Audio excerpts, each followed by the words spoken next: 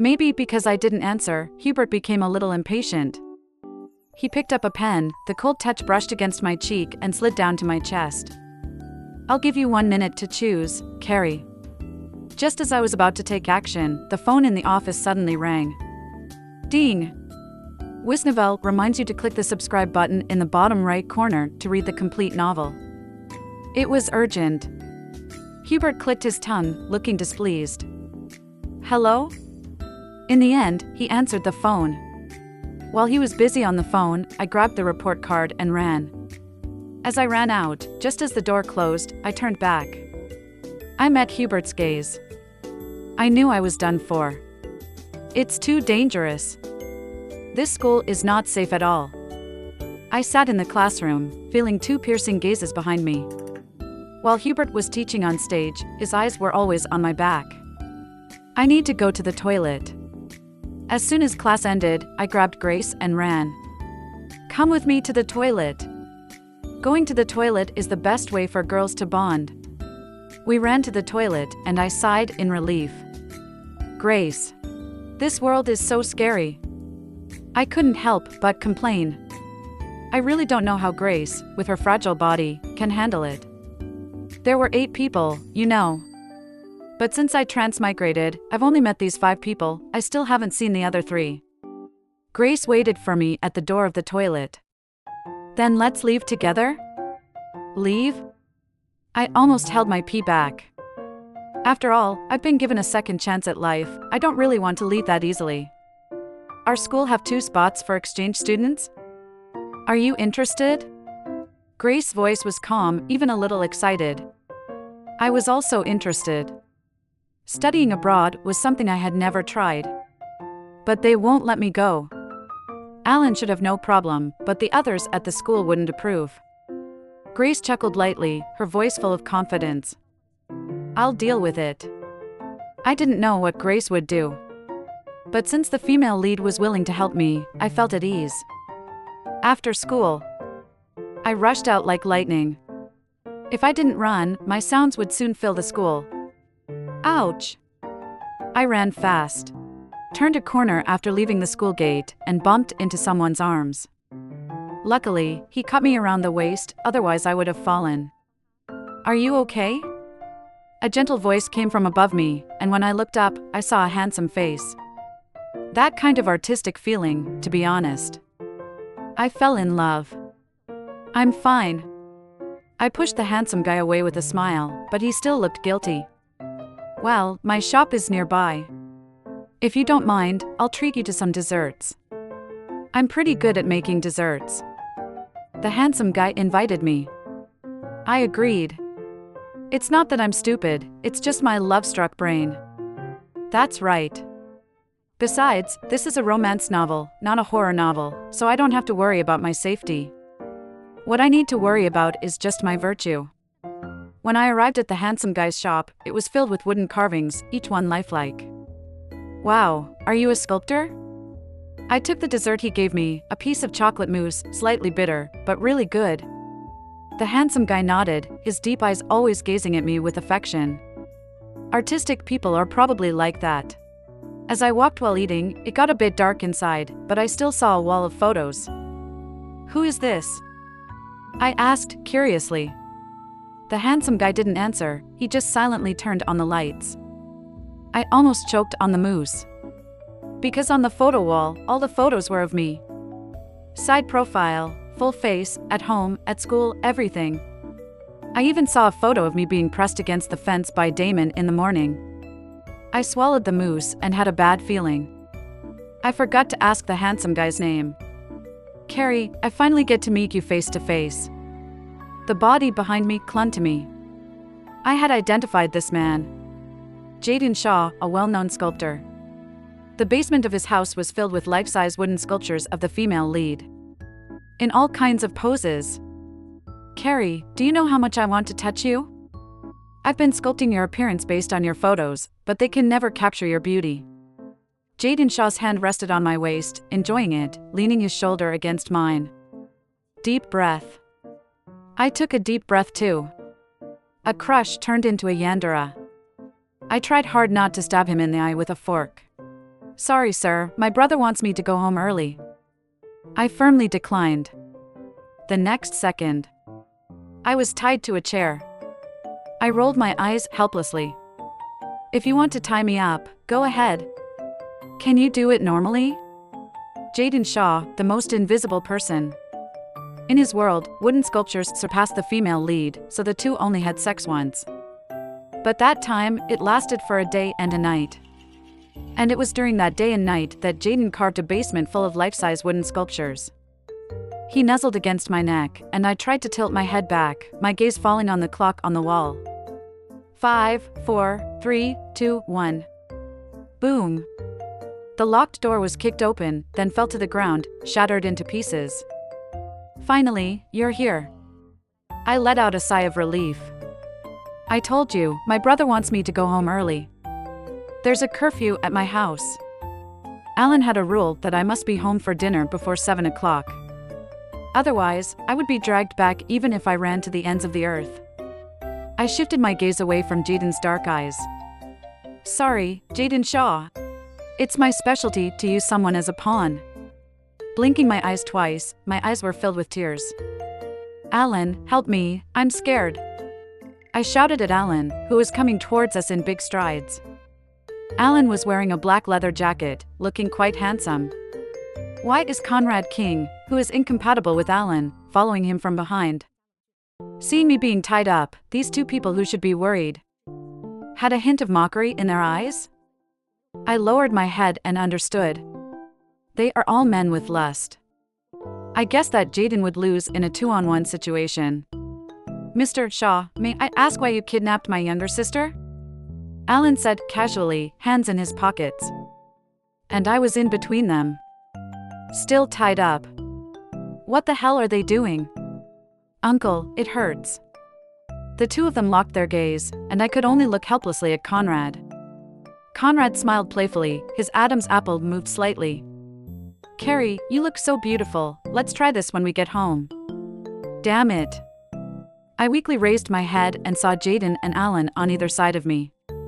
Carrie should have been my sister. Alan's gaze was deep and filled with jealousy and danger. Carrie will only be mine in this lifetime. Just as I looked up to watch the show, the two of them suddenly looked down at me at the same time. One gaze was dangerous, the other was affectionate, both shining with a hint of sickly darkness. Carrie, tell me, who do you want to go with? Alan's words sounded sinister in my ear. They are both perverts. Of course, I choose money. Alan, I want to go home. Alan was satisfied, Jaden's gaze turned dim. I was indeed taken back. Even with the chair and the rope still tied. They said I looked pretty like this. I thought Jaden was just a simple sculptor. But in the luxurious extended Lincoln, I was tied up across from two blood-related men, listening to their conversation. I realized that Jaden is the son of a wealthy family. The kind who, if he didn't carve well, would have to go back and inherit the family business. The uncle and nephew seemed to be chatting, but their aggressive gaze made me feel like I was naked right now. It wasn't until we arrived at the mansion that I was untied. Come to my room at night. I'm sure you must know the consequences of not coming. Alan untied the rope and made the threat. At night, it would be a hard battle. I was led by two people into the mansion, and as soon as I entered, I saw Grace wearing a maid outfit. I understood. Grace. I threw a glance at Grace, who was momentarily surprised, then her mouth curled up. A gentle smile appeared on her face. I was triumphant. Tonight, I will show you guys the charm of the female lead. Grandpa. When I saw Grandpa, I immediately rushed into his arms. He was my only support. The one who loved me unconditionally. Carrie, you look even more beautiful. Grandpa lovingly rubbed my head and pulled me to sit beside him. After Alan took over the company, Grandpa went on a world tour and retired, only coming back once a month. I sat happily beside Grandpa, and with him around, those two perverted men restrained themselves. Carrie, you're 20 now, right? Yes, I'm 20 years old. I nodded, not knowing what Grandpa wanted to do. It's time to find a fiancé. When I was this age, your uncle was already born. My heart sank. I turned my head to look at the other two. Sure enough, their faces were as gloomy as charcoal. Grandpa, I don't want to get married so early. I tried to change the topic. If we continue, it will only make things worse. I don't want to be stuck at home for a week. I has found someone for you. You used to play with him when you were little, and he's here now. There was a commotion at the door. A charming man walked in, and I felt inferior standing in front of him. Carrie, it's been a long time. Keith Murphy. The youngest son of the Murphy family, he appeared gentle and polite, but his methods were extremely ruthless. Other male leads at least respected the female lead's life. But when Keith Murphy got sick, he would choke others. Carrie, this is Keith Murphy. He will go to school with you in the future, so you should get along well. Grandpa's words threw me into an abyss. Was he kidding? Could it be that he's the author of this erotic novel? Wow, great. So good. When I get nervous, I tend to speak without a filter. This sentence made everyone present silent for a moment. I silently moved my chair next to Alan and enthusiastically served him a piece of meat. With a sweet smile, I said, Alan, try this. Alan's mood improved, but Conrad's mood worsened. You're so partial. You only serve your brother, why not me? His dangerous gaze seemed like he wanted to cut me with a scalpel. Uncle Conrad, try this. I diligently served the three gentlemen present. As for Keith Murphy, I ignored him. He was too dangerous, and I didn't dare to interact with him. After the meal, I immediately grabbed Grace. Grace, help me. I must let Grace regain their favor. I enjoy reading the erotic novel, but I don't want to be personally involved. Miss, as long as it is something you ask for, I will do it for you. I'm going to cry. This woman is worth it. Come on. Let's change clothes. I put on Grace's maid outfit, which was empty in the chest area. And Grace wore my silk pajamas, which turned into a tight-fitting outfit. I pouted. My goal was to let those blind men see what they should like. It's Grace White. What's so attractive about my flat figure? Here, take this to my brother. I heated a cup of milk and had Grace bring it over. Leaning against the door, I watched her S-shaped figure and licked my lips. The figure is really sexy. If I were a man, I wouldn't be able to resist. Just as I was about to close the door, a big hand pressed against it. Keith Murphy? I looked up and saw Keith's eyes turning crimson, his voice hoarse. Carrie, have you forgotten the promise you made to me? What promise? I was a bit confused. His eyes grew cold, and he glanced at the maid outfit I was wearing, then suddenly smiled. You are still the same as before, liking to play this game. I was scared. I wanted to close the door, but I couldn't match his strength. He finally came in. He crossed my hands and lifted them, pulling them above my head. I was tied up again.